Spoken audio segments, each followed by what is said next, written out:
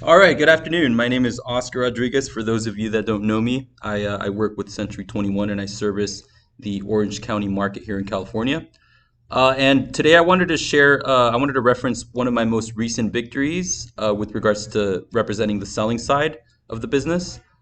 We had the pleasure of helping out our clients exceed their expectations with regards to the sales price. And that's what I kind of wanted to go over today because that's one of the most common questions that we get asked with regards to how exactly we list properties and how we choose to price our properties. And it's a great question because oftentimes what we list at is not what we end up closing at. Those are two completely different things, and I wanted to, make the clarification today. But in this case, our client was selling their condominium, and they had an expectation of or a target goal to sell it at 820K, right? Which was reasonable, and it was for me it was a good challenge to hit. It was a good number to target. But we the first thing that we do when it comes to pricing our properties is we take a look at the comparables. We take a look at any market activity within the last 6 months, 4 to 6 months, more so, and we study any activity that's been going on. Right. In this case, we had a total of 5 or 6 comparables that sold within the last 90 to 120 days, and we referenced the sales that were as close as possible with regards to square footage and what kind of looks exactly the same when it comes to interior cosmetic looks.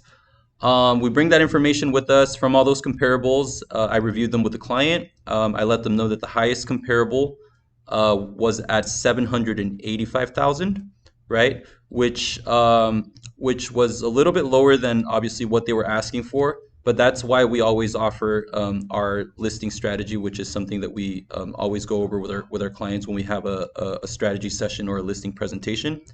And it goes as such. So usually when we price something, we have the option in this case of going pricing the property at 820, which is exactly what my client wanted. That's one option. Although it was very high, we can list the property at that price and see if there's that buyer, right? If there's that buyer that's willing to pay $820,000 for the property, we can list at that and see what happens. Or option two is we can list exactly at market value, which in this case we would reference 785,000, which was the last highest sale in the area, which would most likely trigger a few offers.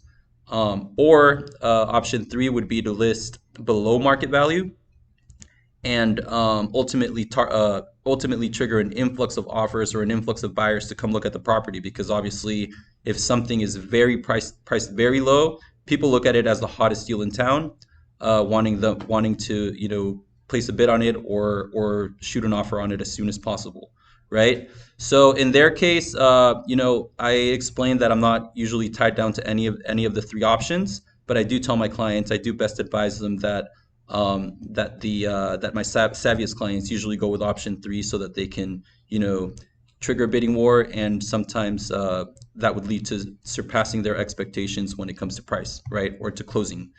So that's exactly what we did. We got a total of the property did sell in 4 weeks. I'm sorry, 4 days. It sold in 4 days, and we had a total of 6 offers. The highest offer was at 822K. So that's what we ended up closing at, which did surpass their expectations. So they were very happy with what we ended up closing at.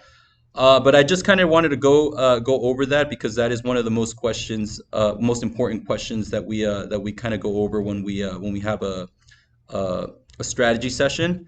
And yeah, hopefully this helps you guys out. I always try to provide tangible information, the most accurate tangible information in a very practical way, so that you guys can be well equipped for any real estate conversation that we may have, whether it be now or in the future. So once again, my name is Oscar Rodriguez. Thank you again for your time. If you guys do have any questions, feel free to contact me via text message or via phone call. I'm always working. Best way to contact me is going to be 949-600-0520. Thank you very much, guys. Make it a great day.